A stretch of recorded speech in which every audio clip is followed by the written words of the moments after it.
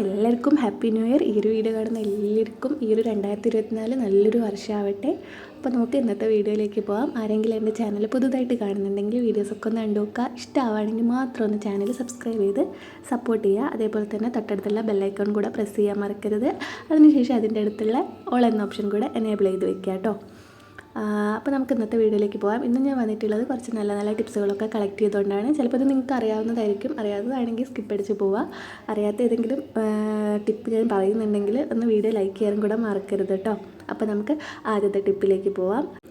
ഒന്നാമത്തെ ടിപ്പ് എന്ന് പറയുന്നത്, നമ്മളെ വീട്ടിൽ നമ്മൾ ഡെയിലി എന്തായാലും ദിവസം ഒരു പ്രാവശ്യമെങ്കിലും ഈ ഒരു ഉള്ളീൻ്റെ എന്തെങ്കിലും ഒരു ഉപയോഗം ഉണ്ടാവുമല്ലോ വീട്ടിൽ. അപ്പോൾ ഈ ഒരു ഉള്ളി അരിയുമ്പോൾ നമുക്ക് കണ്ണെരിയും. നമ്മൾ ഒരുപാട് ഉള്ളിയൊക്കെ ഉണ്ടാവുമ്പം കണ്ണെരിഞ്ഞിട്ട് നമുക്ക് അത് മുറിച്ചിടാൻ പറ്റാത്ത, കണ്ണിൽ നിന്ന് കണ്ണീരൊക്കെ വന്ന് മുറിച്ചിടാൻ പറ്റാത്തൊരിതൊക്കെ ആയിരിക്കും. അങ്ങനെയുള്ള സമയങ്ങളിൽ ഞാൻ ഇവിടെ 3 ടിപ്പ് പറയുന്നുണ്ട്. ഇതിലേതെങ്കിലുമൊക്കെ ഒന്ന് ഉപയോഗിച്ച് നോക്കുക. 3ഉം അസലായിട്ട് എഫക്റ്റീവായിട്ടുള്ള ടിപ്പ് തന്നെയാണ് കേട്ടോ. അതിലേതെങ്കിലും ഒന്ന് ചെയ്താൽ മതി. അപ്പോൾ ആദ്യത്തെ ടിപ്പ് എന്ന് പറയുന്നത്, ഇതേപോലെ ഒരു പാത്രത്തിൽ ഉള്ളി അരിയുമ്പം വെള്ളം എടുത്ത് വയ്ക്കുക. അതിനുശേഷം ഈ ഉള്ളീൻ്റെ തൊലിയൊക്കെ കളഞ്ഞ ശേഷം ഈ ഒരു തൊലി ഒരു വെള്ളത്തിലേക്ക് ഇട്ടിട്ട്, ഇത് നമ്മൾ ഉള്ളി നമുക്ക് എന്താണ് ആവശ്യം അതിനെടുക്കുന്നതിന് കുറച്ച് മുമ്പ് ചെയ്യേണ്ട ഒരു ടിപ്പാണ് കേട്ടോ. അതിനുശേഷം നെടുക്ക് എന്നിങ്ങനെ മുറിച്ച ശേഷം ഈ ഒരു വെള്ളത്തിലേക്ക് ഒരു 2-3 മിനിറ്റ് ഇട്ട് വയ്ക്കുക. അതിനുശേഷം നല്ലോണം അത് കഴുകിയിട്ട് വേറൊരു പാത്രത്തിൽ വെള്ളത്തിൽ വെച്ചിട്ട് നമുക്കിത് മുറിച്ചെടുക്കാം കേട്ടോ. അപ്പോൾ നമുക്ക് കണ്ണെരിയോ ഒന്നുമില്ല, കണ്ണിന്ന് വെള്ളം വരും ഒന്നുമില്ല. എത്ര ഉള്ളി വേണമെങ്കിലും നമുക്ക് നന്നായിട്ട് അരിഞ്ഞെടുക്കാം. കണ്ണിന്ന് വെള്ളം വരും ഒന്നുമില്ല കേട്ടോ. അപ്പോൾ ഞാൻ വേറൊരു വെള്ളത്തിലേക്ക് മാറ്റിയിട്ടുണ്ട്. നന്നായിട്ട് കഴുകണം കേട്ടോ. ഈ ഒരു ഉള്ളീൻ്റെ മുകളിലായിട്ട് ഒരു കറുപ്പ് പൂപ്പൽ പോലെ ഉണ്ടാവില്ല, അത് നമ്മൾ ആരോഗ്യത്തിന് അത്ര നല്ലതല്ല. അതുകൊണ്ട് ഉള്ളി നന്നായിട്ട് കഴുകിയിട്ട് ഈ ഒരു കറുപ്പ് ഭാഗം നന്നായി ഈ പൂപ്പൽ പോലെയുള്ള ഭാഗമൊക്കെ കഴുകി പോക്കുക കേട്ടോ.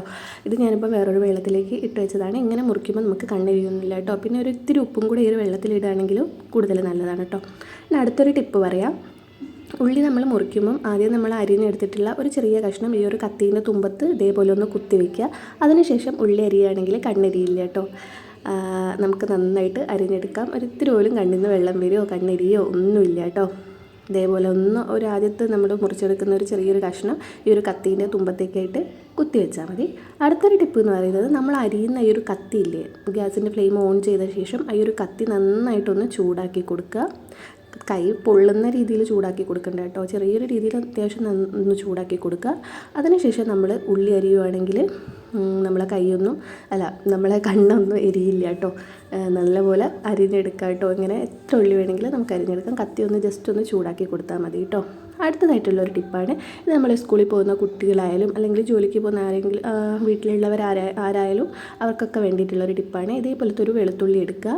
എന്നിട്ട് ഒരു കത്തിയോ അല്ലെങ്കിൽ പോക്കോ എന്തെങ്കിലും വെച്ചിട്ടൊന്ന് കുത്തി വയ്ക്കുക. അതിനുശേഷം ഒന്നത് ചൂടാക്കണം കേട്ടോ. ഇതെന്തിനാണെന്ന് വെച്ചാൽ, കുഞ്ഞുങ്ങളൊക്കെ ആണെങ്കിൽ അവർക്ക് ചെവി വേദനയൊക്കെ ഉണ്ടാവും. ഈ ഒരു ചെവി വേദനയൊക്കെ വരുന്ന സമയത്ത് ഈ ഒരു വെളുത്തുള്ളി വെച്ചിട്ട് ഇങ്ങനെ ചെയ്ത് കൊടുക്കുക കേട്ടോ. നന്നായിട്ട് അങ്ങ് കരിച്ചെടുക്കണ്ട. ഇതേപോലെ ഒരു കത്തീൻ്റെ മുകളിലേക്കായിട്ട് കുത്തി വെച്ചിട്ട്, ഇത് അത്യാവശ്യം ഒന്ന് കരിഞ്ഞു പോയിട്ടുണ്ട് കേട്ടോ. ഇതിൻ്റെ മുകളിലേക്കായിട്ട് ചെറിയ തൊലി ഭാഗം ഉണ്ടായിരുന്നു, അതുകൊണ്ടാണ് നല്ലോണം ഒന്ന് കരിഞ്ഞതായിട്ടുണ്ട്. അത്ര കരിഞ്ഞു പോകണ്ട കേട്ടോ. ചെറിയൊരു രീതിയിലൊന്ന് ചൂടാക്കിയെടുക്കുക. അതിനുശേഷം നമുക്ക് എവിടെയാണോ വേദന ഉള്ളത് ഈ ഒരു ഭാഗത്ത് ഇതേ ചൂടോട് കൂടി ഒന്നിങ്ങനെ വെച്ച് കൊടുക്കുക കേട്ടോ. അപ്പോൾ ഈ ഒരു ഭാഗത്തുള്ള ഈ ഒരു വേദനയൊക്കെ വളരെ പെട്ടെന്ന് തന്നെ പോയി കിട്ടും കേട്ടോ. ഇത് പണ്ടുള്ള പ്രായമായവരൊക്കെ ചെയ്യുന്ന ഒരു ടിപ്പാണ് കേട്ടോ. അതേപോലെ ചെവി വേദന ആണെങ്കിൽ ഒരു അല്ലി വെളുത്തുള്ളി ചൂടാക്കിയിട്ട് നമ്മളെ ചെവീൻ്റെ ഈ ഒരു സൈഡിലായിട്ട് ഇങ്ങനെ അവിടെയായിട്ട് ഇങ്ങനെ വെച്ച് കൊടുത്താൽ മതി കേട്ടോ. അടുത്തൊരു ടിപ്പാണ്, ഇതേപോലെ നമ്മൾ കുഞ്ഞുങ്ങളൊക്കെ സ്കൂളിൽ കൊണ്ടുപോകുന്ന ബോട്ടിലൊക്കെ ഉണ്ടാവില്ലേ, വീട്ടിൽ നമ്മൾ ഫ്രിഡ്ജിലൊക്കെ വെക്കുന്ന ബോട്ടിലായാലും ഏതായാലും ഉണ്ടാവില്ലേ, ഇത് നമ്മൾ കുറച്ച് 2-3 ദിവസമൊക്കെ ഒന്ന് കഴുകാതെയൊക്കെ ഉപയോഗിക്കുകയാണെങ്കിൽ ഇതിന് ഭയങ്കര ഒരു ബാഡ് സ്മെല്ലായിരിക്കും. അതേപോലെ കുട്ടികളൊക്കെ സ്കൂളിൽ കൊണ്ടുപോകുന്ന ഈ ഒരു ബോട്ടിൽ ഡെയിലി നല്ല വൃത്തിയായിട്ട് കഴുകണം. അതേപോലെ നമ്മൾ സോപ്പ് ഉപയോഗിച്ചൊക്കെ കഴുകുമ്പോൾ ഈ ഒരു സോപ്പിൻ്റെ ഒക്കെ ഒരു സ്മെല്ല് എന്തായാലും ഉണ്ടാവും. അപ്പോൾ അങ്ങനെയുള്ള സ്മെല്ലൊന്നും ഉണ്ടാവാതിരിക്കാനും ഇത് നല്ലപോലെ ക്ലീൻ ആവാനും വേണ്ടിയിട്ടുള്ളൊരു ടിപ്പാണ്. അതിന് വേണ്ടിയിട്ട് നമുക്ക് വിനാഗിരിയാണ് വേണ്ടത്. ഒരു മൂടി അളവിൽ വിനാഗിരി ഒരു കുപ്പീനകത്തേക്ക് ഒന്ന് ഒഴിച്ചിട്ട് ഒരു 10 മിനിറ്റ് നേരം ഒന്ന് അടച്ച് വയ്ക്കുക. അതിനുശേഷം നമുക്ക് കുപ്പി നോർമൽ വാട്ടറിലങ്ങ് കഴുകിക്കളഞ്ഞാൽ മതി കേട്ടോ. അപ്പം കുപ്പീൻ്റെ അകത്തുള്ള എല്ലാ തരത്തിലുള്ള സ്മെല്ലും അങ്ങ് പോയി കിട്ടും. ഇത് വേഗം തന്നെ നമുക്ക് ചെയ്യാൻ പറ്റുന്ന ഒരു സംഭവം കേട്ടോ. പിന്നെ ബേക്കിംഗ് സോഡ ഇട്ടിട്ടും കഴുകാം. ബേക്കിംഗ് സോഡ ഇട്ടിട്ട് കഴുകുമ്പോൾ നമുക്ക് കുറച്ചധികം സമയം എടുക്കേണ്ടി വരും. ഇതാകുമ്പോൾ ഷെഡേന്ന് കഴിയും, നല്ലോണം സ്മെല്ലും മാറി കിട്ടും കേട്ടോ. എന്നിട്ട് പച്ചവെള്ളത്തിലിത് കഴുകുമ്പോൾ ഈ ഒരു വിനാഗിരീൻ്റെ സ്മെല്ലൊന്നും ഉണ്ടാവില്ല കേട്ടോ. ഇങ്ങനെ ചെയ്യുകയാണെങ്കിൽ ഈ ഒരു കുപ്പിക്ക് നല്ലൊരു മണമായിരിക്കും കേട്ടോ ഉണ്ടാവുക. അടുത്തൊരു ടിപ്പാണ്, ഇതേപോലെ നമ്മൾ ശർക്കര ആയാലും പഞ്ചസാര ആയാലും എന്തെങ്കിലും ബേക്കറി ഐറ്റംസൊക്കെ ആയാലും നമ്മൾ മൂടിയൊക്കെ ഇട്ട് വെച്ചാലും ഉറുമ്പും അതിൻ്റെ ഉള്ളിലേക്ക് അങ്ങ് കടക്കുമല്ലോ. അങ്ങനെ ഉറുമ്പും പ്രാണികളും അതേപോലെ പഞ്ചസാരയൊക്കെ കട്ട പിടിച്ചൊന്നും പോകാതിരിക്കാനും പഞ്ചസാരയ്ക്ക് നല്ലൊരു സ്മെല്ലൊക്കെ ഉണ്ടാകാനൊക്കെ വേണ്ടിയിട്ട് ഇങ്ങനെ നമ്മൾ ബേക്കറി സാധനങ്ങളും ശർക്കരയൊക്കെ വെക്കുമ്പോൾ അതിലേക്ക് 2-3 ഗ്രാമ്പും കൂടെ ഇട്ട് വെക്കുകയാണെങ്കിൽ ഉറുമ്പ് വരത്തില്ല. പിന്നെ പഞ്ചസാരയിൽ ഇട്ട് വെക്കുകയാണെങ്കിൽ പഞ്ചസാരയ്ക്ക് നല്ലൊരു സ്മെല്ലും അതിൻ്റെ ചായക്ക് നല്ലൊരു ടേസ്റ്റൊക്കെ ആയിരിക്കും കേട്ടോ. അടുത്തൊരു ടിപ്പാണ്, ഇതേപോലെ നമ്മൾ പുതിയ ചീർപ്പൊക്കെ വാങ്ങുമ്പോൾ അത് പല്ലെടുത്തിട്ടുള്ള ചീർപ്പാണ്. എനിക്കിവിടെ അതില്ല, അത് കാണിച്ചു തരാൻ വേണ്ടിയിട്ട് ഇങ്ങനെ ഇത് എടുത്തിട്ടുള്ളതാണ് കേട്ടോ. പല്ലെടുത്തിട്ടുള്ള ചീർപ്പൊക്കെ ആകുമ്പോൾ നമ്മൾ പുതിയത് വാങ്ങുമ്പോൾ നമുക്ക് അതുകൊണ്ട് മുടി ചീക്കുമ്പോൾ തലേൻ്റെ അടിയിൽ കൊണ്ടിട്ട് നല്ല വേദനയായിരിക്കുമല്ലോ, നല്ലൊരു മൂർച്ചയായിരിക്കും അതിൻ്റെ ഒരു പല്ല് ഭാഗത്തിനൊക്കെ. അങ്ങനെ വരുന്ന സമയങ്ങളിൽ ഒരു പാന് ഒന്ന് ചെറുതായിട്ടൊന്ന് ചൂടാക്കിയിട്ട് ആ ഒരു ചീർപ്പ് ഇതേപോലെ ഒന്ന് ആക്കി കൊടുക്കുക. അപ്പോൾ അതിൻ്റെ ഒരു മൂർച്ചയും കാര്യങ്ങളൊക്കെ നന്നായിട്ട് കുറഞ്ഞു കിട്ടും കേട്ടോ. അപ്പോൾ നമ്മൾ മുടി വാരുമ്പോൾ കുറേ നാൾ നമ്മൾ ഉപയോഗിച്ച ചീർപ്പ് കൊണ്ട് വാരുന്ന പോലെ തന്നെ ഉണ്ടാവും കേട്ടോ. അപ്പോൾ ഇതെല്ലാവരും ചെയ്ത് നോക്കുക, പുതിയ ചീർപ്പൊക്കെ വാങ്ങുമ്പോൾ ഇങ്ങനെ ഒന്ന് ചെയ്ത് നോക്കുക കേട്ടോ.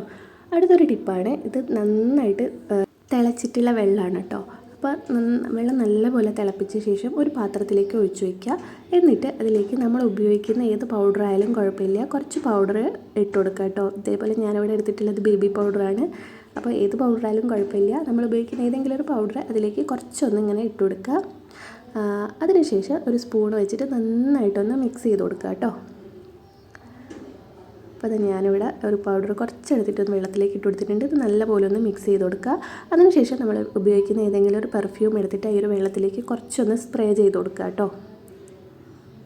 അപ്പം ഈ ഒരു പൗഡർ നമ്മൾ ചൂടുവെള്ളത്തിലേക്ക് ഇടുമ്പോൾ തന്നെ ഇതിന് ഭയങ്കര ഒരു സ്മെല്ലായിരിക്കും. നമ്മൾ എവിടെ നിന്നാണത് ചെയ്യുന്നത് അവിടെയൊക്കെ ഈ ഒരു ഭയങ്കര ഒരു സ്മെല്ല് തന്നെ ഉണ്ടാവും കേട്ടോ.